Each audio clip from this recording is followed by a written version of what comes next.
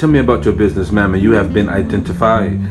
My name is Judy Tony. This is the Fayetteville Community Service Center on 332 Old Wilmington Road.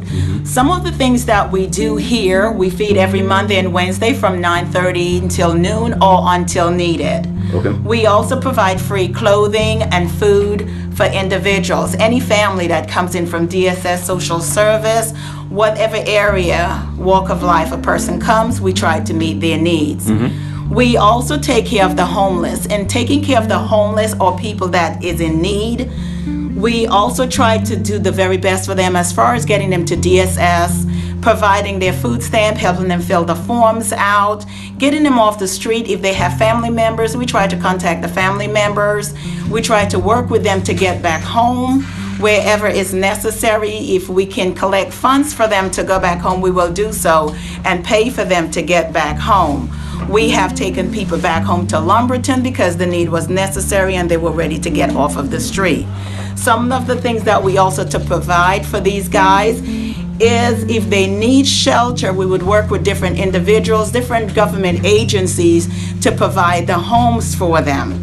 We will also work along with them to provide jobs. We will speak with different groups to provide jobs for them. We will get them to the jobs. We will pick them up. Okay. We work along also very closely with Ms. Karen Moore from Lincoln Street for the HUD Housing Division, which is located less than 2 blocks away from our center. Okay. Ms. Karen Moore works along with us with her other volunteers there to help educate the seniors, other members in the community as far as getting jobs, work with them to better themselves, and just provide positive role model to build their character and help them to further their careers. Other things that we do. I don't mean to cut you off because you said a lot of good things here. You spoke about education. My mother is 27 years retired from Chicago Public Schools, so education runs in my family. What I need you to explain to the people that are watching now, when you speak of education here, what do you mean? Education is a broad spectrum. Okay. We have education with the young people that need training on becoming mothers, learning how to be good role models for their children. Okay. From sex education, Come on. sex education. Well, we're going to take a quick look at you because she's trying to get her into the field, so she might as well be in it. Miss, are you ready to speak here? It's too late. You're already live. I don't worry about it. What is your name? My name is Lou Dove, and I am a volunteer at the center. Okay. I work with Miss Judy, providing help to those that are in our community. Okay. I was just saying that parenting, we offer parenting education. Okay. Especially through our Father's Initiative. Okay. Which offers to single parent fathers education on how to be better fathers. Because that's one of the things that plague our communities, that yes. A lot of our young black men are growing up without fathers. So it's really important that we address those kinds of things, because the center is looking towards giving people, not just giving to people, but also giving them tools how to be to better their own lives. Okay. And I think that's a very good one. I have to let you know I did get my master's in sociology, and I can understand how important fatherhood would be for the community, especially a minority community. The fact that you even have a program set for fathers speaks volumes to what you're doing here. Is there anything you want to add to what she's saying here? Well, what she just said concerning the Fathers Day program is coming up in June, okay. June 18th. We're working again, like I said, with Ms. Karen Moore and her staff down on Lincoln Street. This will be another event that we did last year with them, trying to build positive role models for the fathers, for young men, letting men be aware of it's not just about motherhood, but fathers have a strong part to play in the development of the society, especially the black man. Okay. They need to know it's an important thing to embrace, give them good positive skills, learning early on in life, finding a good job, being understanding in whatever department that they're in to do the best that they can. Okay. We may not be doctors, we may not be lawyers, but whatever our hands, as the Lord tells us, do it to the best that you can. The young people, middle-aged individuals that we run into that sleeping under the bridges, you don't know where they have come from. We've listened to a lot of their stories. Yes, yes. And it's heartbreaking. When we provide services to these individuals, we're not trying to go there day after day, week after week, and leaving them in the same predicament that we found them in. Okay. What we are geared to do is to help them get from point A, gradually get them to point B, and get them all the way to point E, D, and just get them on their feet that they can now be their own fisherman.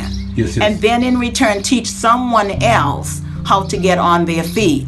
Okay. We would love to see these guys rise up and become back a positive part in society. Amen. That is our goal. Our mission is not just to feed the physical, it's not to clothe the physical, but to feed and clothe the spiritual, the mental portion. It's a well-rounded balance is what we're here to seek.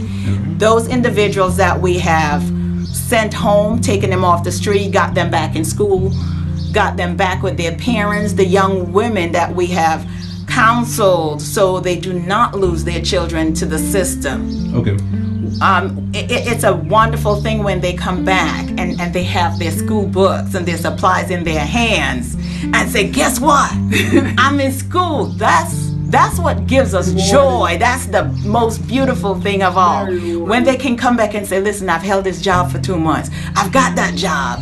That is such a rewardful thing when they can say that I've got this job. Look where I am now.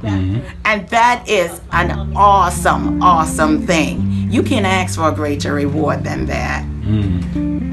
I like this one. If you don't mind, if you can give us a quick walkthrough. I know you gave me one previous to before we get on live on the camera, but please, can you let the people know exactly what the operation is here? Well, starting with this back room here.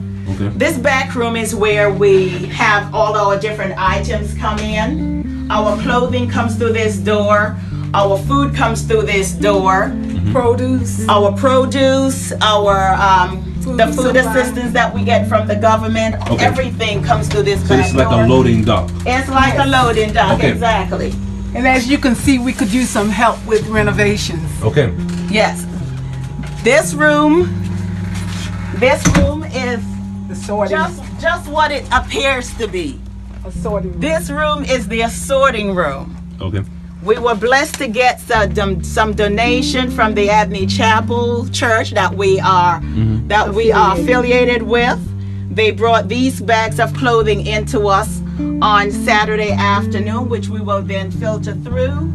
So make sure that we have the absolute best thing for our guests, for the community when they do come in. Oh, okay. From this area, we then take the items to the front. Which we call our closet. Okay. This area is our kitchen. Okay.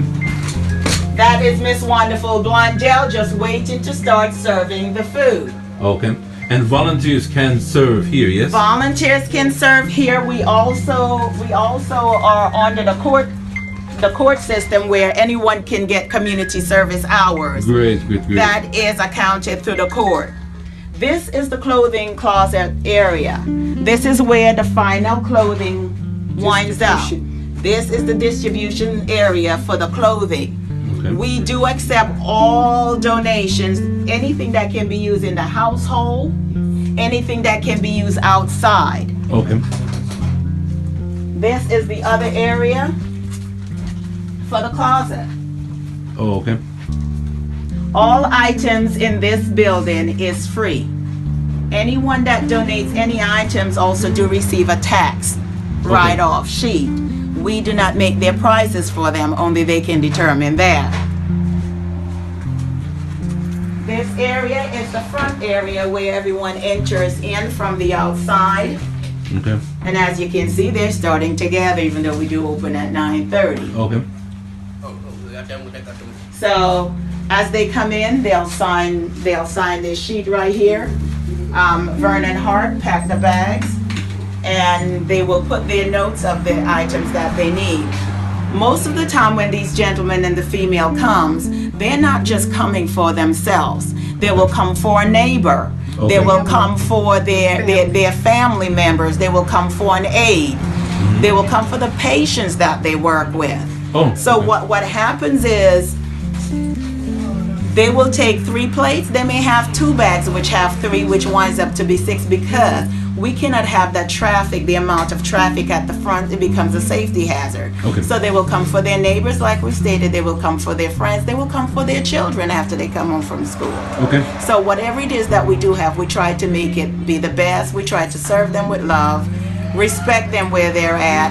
If they need assistance, like I said, we always try to be there. If we cannot provide that for them, we send them to the other agencies Okay. that can better assist them with that.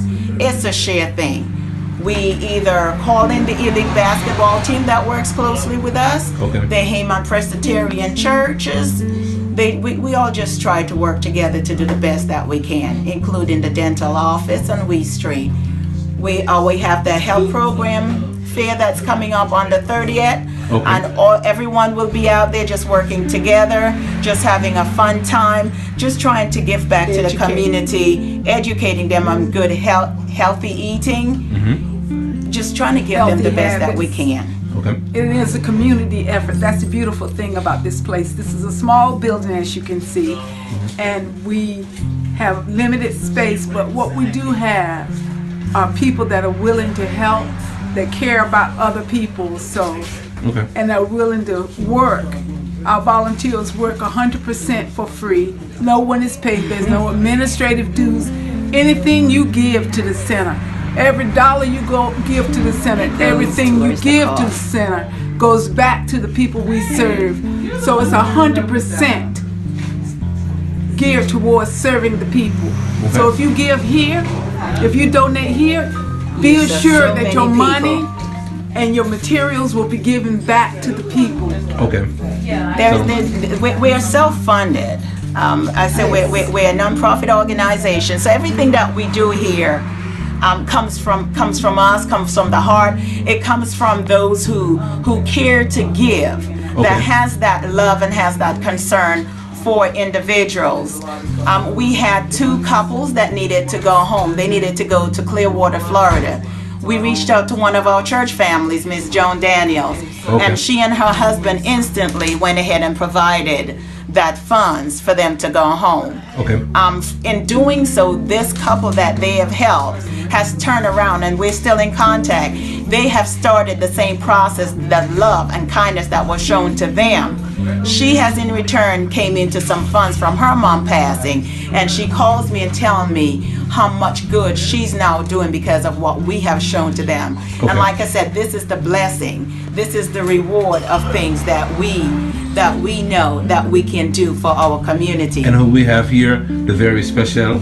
Hello everyone, this is Rhonda Ruru from Rhonda's Rainbow Family of Dance, which I've just pulled up because they have a carload of donated food that Fresh Market always gets to us, and they are so good to us. They've been such a great blessing to us. So I guess now we will go out and we will start to unload these wonderful blessings that we just received. Yes. Okay. Well, let's go take a look at that. All right, follow us.